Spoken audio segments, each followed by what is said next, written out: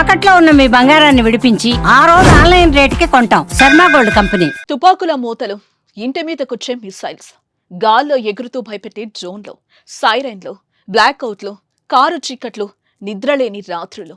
భారత్ పాకిస్తాన్ సరిహద్దుల్లోని నియంత్రణ రేఖ వెంబడి గ్రామాల్లోని ప్రజల పరిస్థితి ఇది.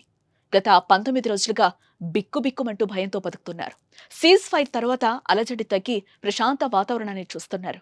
కానీ లోపల మళ్లీ ఏమవుతుందనే భయంతోనే ఉన్నారు.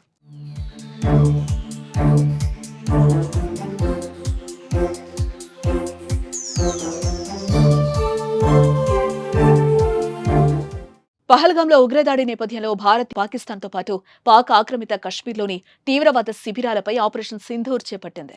ఇందులో 100కు పైగా ఉగ్రవాదుల్ని మట్టుపెట్టింది. ఈ చర్యతో పాక్ నియంత్రణ రేఖ వద్ద భారీగా కాల్పులకు దిగింది. ఈ కాల్పులతో ఇరు దేశాల సరిహద్దుల్లో తీవ్ర ఉద్రిక్తతలు చోటు చేసుకుంటున్నాయి. దీంతో సైన్యం సరిహద్దు ప్రాంతాల్లో నివసిస్తున్న వారిని ఖాళీ చేయించింది. చాలా మంది ప్రజలు కట్టుబట్టలతో పిల్లలను తీసుకుని సురక్షిత ప్రాంతాలకు వెళ్లిపోయారు. మరికొందరు బంకర్లలో దాక్కున్నారు.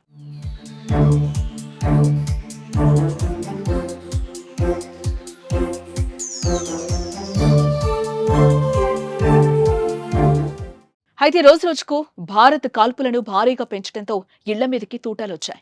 దీంతో సరిహద్దులు రక్తమోడాయి. సుమారు 20 మంది దాకా భారత పౌరులు చనిపోయారు. పదుల సంఖ్యలో గాయపడ్డారు.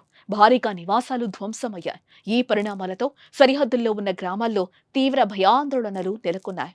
అయితే భారత్, పాకిస్తాన్ మధ్య శనివారం కాల్పుల విరమణ ఒప్పందం కుదరడంతో ఆదివారం నుంచి ప్రశాంతమైన వాతావరణం నెలకొంది. జమ్మూ కాశ్మీర్లో ఎలాంటి కాల్పులు లేకపోవడంతో ఆదివారం రాత్రి ప్రశాంతంగా గడిచింది. డ్రోన్లు, కాల్పులు, బాంబు దాడులు జరగలేదు. అటు రాజస్థాన్, పంజాబ్ సరిహద్దుల్లోని గ్రామాల్లో కూడా ప్రశాంతత కనిపించింది. ప్రస్తుతం బోర్డర్లో ప్రశాంతంగా ఉన్నా ఇప్పుడే స్వస్థలాలకు వెళ్లొద్దని సరిహద్దు గ్రామ ప్రజలను జమ్మూ కాశ్మీర్ యంత్రాంగం హెచ్చరించింది. పేలని షెల్స్ ఇంకా ఉంటాయని, వాటిని గుర్తించాల్సి ఉందని పేర్కొంది. అలాగే పాకిస్తాన్ కూడా శనివారం కాల్పుల విరమణ ఒప్పందాన్ని ఉల్లంఘించింది. అందుకే పరిస్థితులు పూర్తిగా కుదుట పడ్డాక వెళ్లాలని, ఊళ్లలో ఉండేవారు అప్రమత్తంగానే ఉండాలని సూచిస్తున్నారు.